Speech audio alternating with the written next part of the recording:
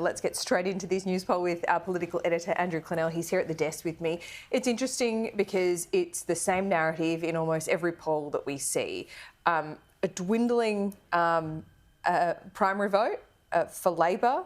It's kind of steady, around the low 30s, but the approval rating of both leaders, not great. I do think this is worse for Anthony Albanese, though. Yeah, I mean, obviously he's in government, so you'd say that, but it is a hung parliament poll, isn't it? I mean, if the poll says a pox on both houses, guess what you end up with? A hung parliament. Have a look at this, though. I'm going to show you the number of seats that Labor would lose under this poll, OK? They would lose about 6 or 7. So I'm saying they were sort of in the low 52s. We're talking two-party preferred now. It's a bit harder with the teal seats to go two-party preferred. Now they're at 50. So you're losing all of these, and then go to the second page. One of these has been abolished, Higgins. So whether I think they've been given an additional one nominally. So let's say they lose 6 seats. They're at 72. But there are a couple of seats where if they just fell another %, they'd lose and be 70.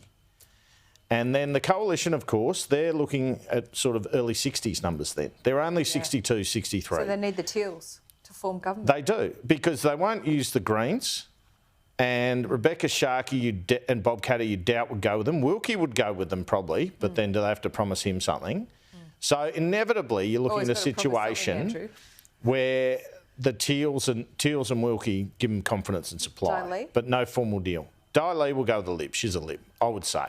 Can we just bring up those graphics again to see the seats that would be lost under these news polls?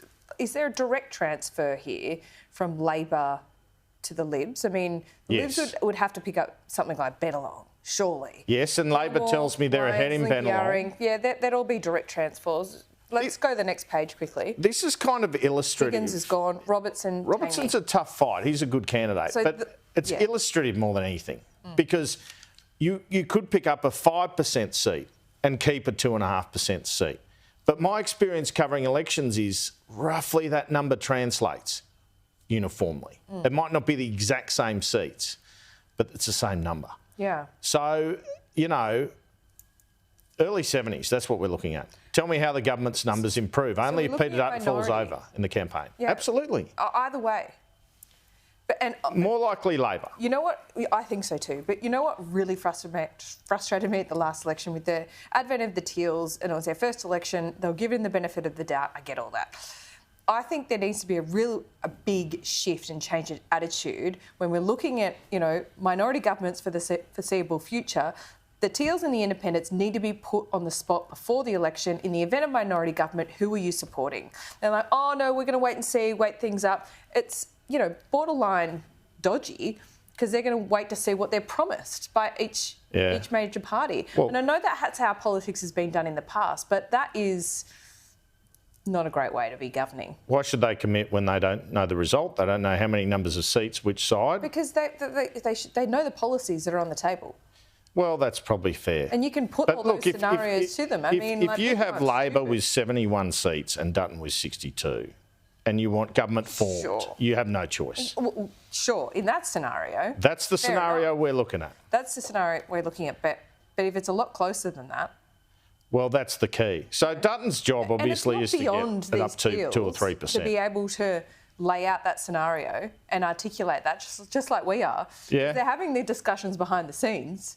For sure, or there will be at least. Well, you know, all I can say is if we do get early 70s for Labor, they'd be odds on to lose the next one because that's what we've seen in history because everything falls apart in a hung parliament and then Peter Dutton has to spend 6 years as opposition leader, maybe 5, and then he's the Prime Minister. So if you ask me who's the most likely next Prime Minister after Anthony Albanese, some people would say Jim Chalmers.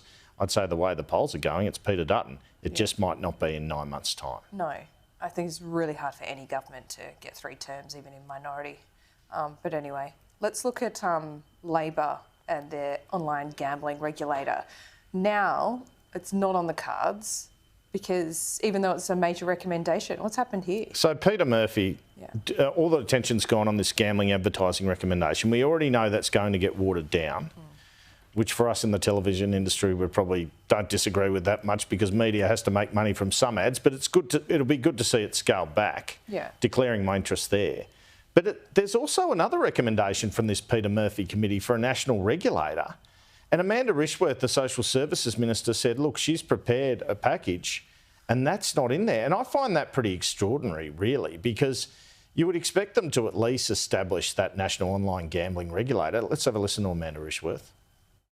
Will you be setting up that regulator and what would their role be? Obviously, any national regulator would involve states and territories handing over their powers to the Commonwealth. So, look, we are working, as Minister, I'm working very closely with my state and territory counterparts to look at what we can do in a coordinated fashion. Do you think they'll hand over those powers? They will do it.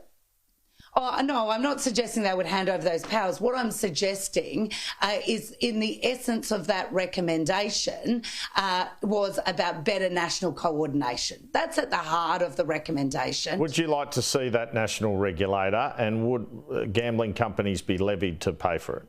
I have been working very well with my state and territory counterparts. They have, we have together brought in a number of reforms, really important reforms, and have worked really closely together. I just want to briefly ask you again, do you think there'll be a national regulator set up? Yes or no? Well, look, look, at this point, that is not in the discussions with states and territories. Okay, we kind of eventually got there. Took a while. Almost a no, not sure. That is a no. Yeah, straight answer.